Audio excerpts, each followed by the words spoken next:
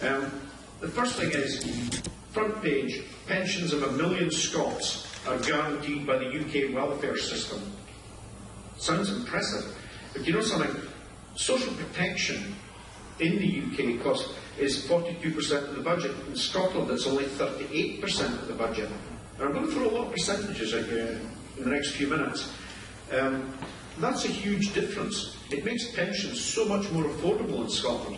And if you've read the newspapers where the announcement's been made by John Swinney that Scottish pensions are going to be triple locked, they're going to be guaranteed after independence, and they're going to be subject to a minimum 2.5% increase every year.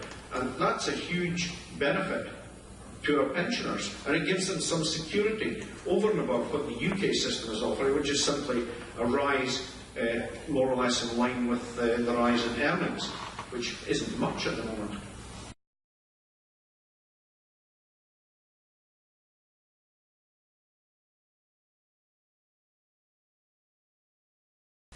But, you know, there's some funny statements in here. It says Scots are represented by over 270 embassies as part of the UK.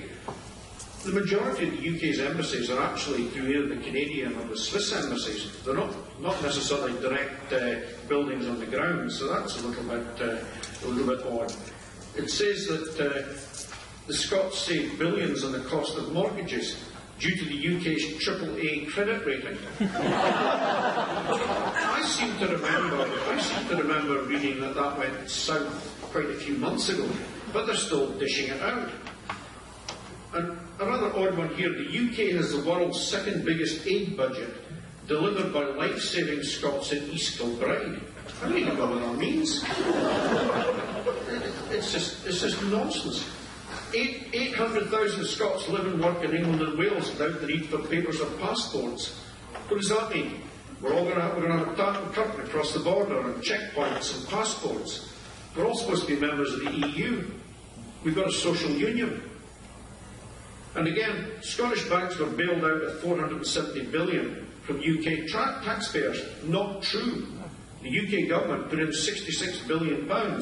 The rest was guarantees.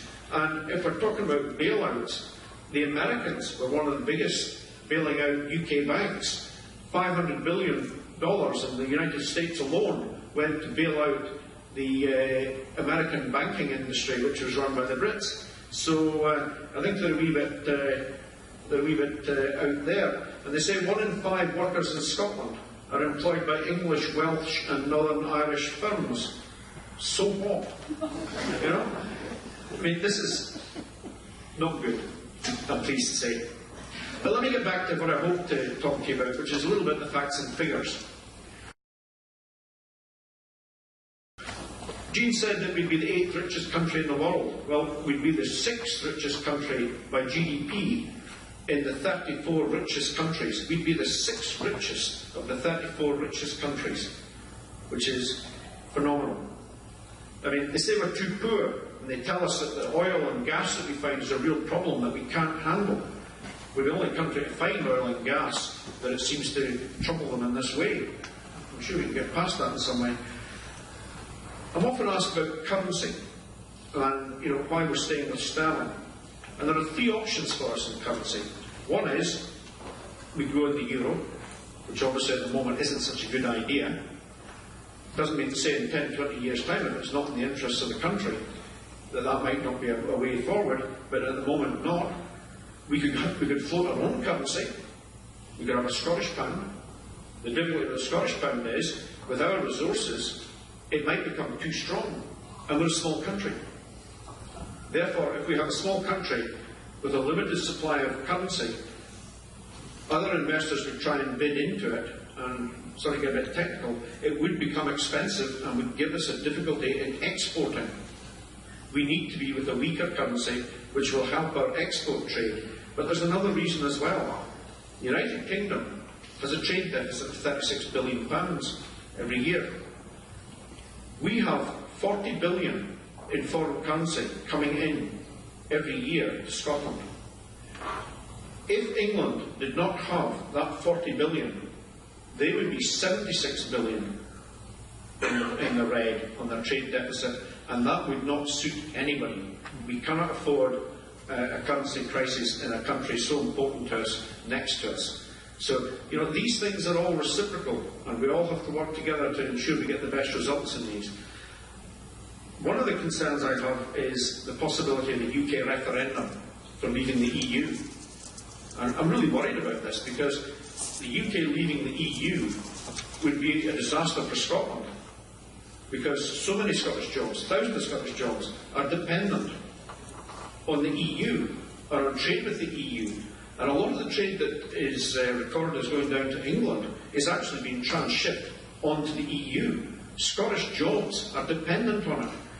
And yet the UK is now hazarding everything on a 2017 referendum, years down the line, creating uncertainty for the next 4 years. Now, I don't think personally that the UK will leave. It's very simply, it's not about politics, it's not about economics. When Joe Bloggs in Harrogate realises he's going to need a visa to go to Lanzarote, I think that will be the decisive factor. It's on simple things like that that items move around. But we are actually very strong in our economy. Very simple figures. We have 8.4% of the population. We raise 9.9% of the tax, and we spend 9.3%. Now that 0.6% is an awful lot of money, when you look at the national budget. And it makes a heck of a difference to us, and it would make us nearly £4.5 billion better off in the national finances than the rest of the UK. Now, it's not money in your pocket, unfortunately, but it's money in the national exchequer, it's money that we would be able to make use of. But we have a deficit, and we would have a deficit of 5% of GDP, excluding oil and gas. And the UK deficit is 7.9. Our finances are so much better. And for the last 30 years, we have paid in more than we have got out of the UK. And I think that is a huge, important factor. We keep getting threatened about defence jobs and the defence industry. Well, since 1997, 60% of defence jobs have been lost in Scotland anyway. There's 15,500 jobs in the defence industry. Only 300 of them are dependent on Trident. And of course, the Scottish Defence Force will need the basic class lane in any case for our conventional vessels. We give 3.3 billion to the UK, while the cost of an independent Scottish conventional force would be 2.5 billion. And that would give us an army, a military service of about 15,500, a navy of 20 to 25 vessels, and around 60 aircrafts.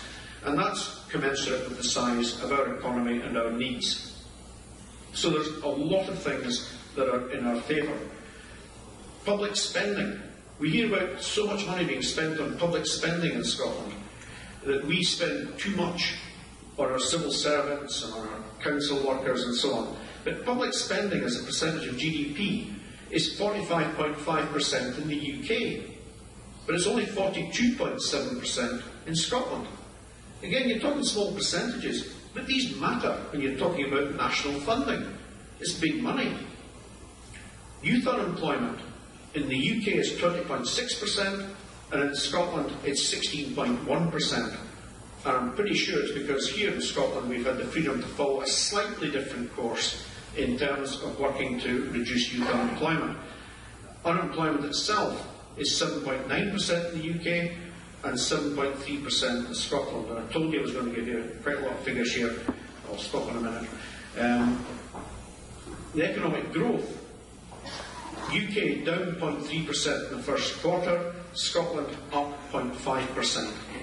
Again, I'm saying these are small figures, but they are very significant. Now, I'm not going to rattle on with a lot more figures here because you'll never take them in. It took me ages. But it's so important that we are able to get these figures out to people so they understand them and appreciate the fact that these are Treasury figures that we're using. These are the UK government's own figures that we use against them, because they supply us with the facts, we give the facts out, and people are able to argue on that basis.